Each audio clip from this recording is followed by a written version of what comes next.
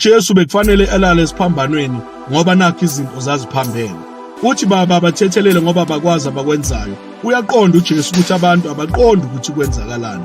Uthi khona namhlanje ngizoba nawe eparadise. Usaqhubha yona inkonzo yentethelelo uma ethethelela isilelesi. Uthi mame bheka indodana bheka umame, ubuyisela ama-family relationship ku-storage. Uma ethi Eloi Eloi lama sabachthani ngishiyelani nawe, uyabona ukuthi ubaba uyamshiya ngenxa yezono zami nawe ezikuyena.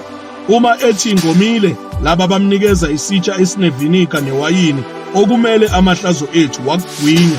Uma eceda ukugwinya uthi kufeziwe ngoba iyona nkonzo bekayizele ukuzogwinya ihlazo lami nawe.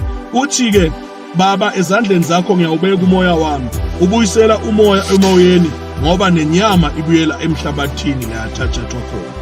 Izwi lesiphambano lubuwula kwabafuphayo. Day 106 isiphambano, 1 minute every day.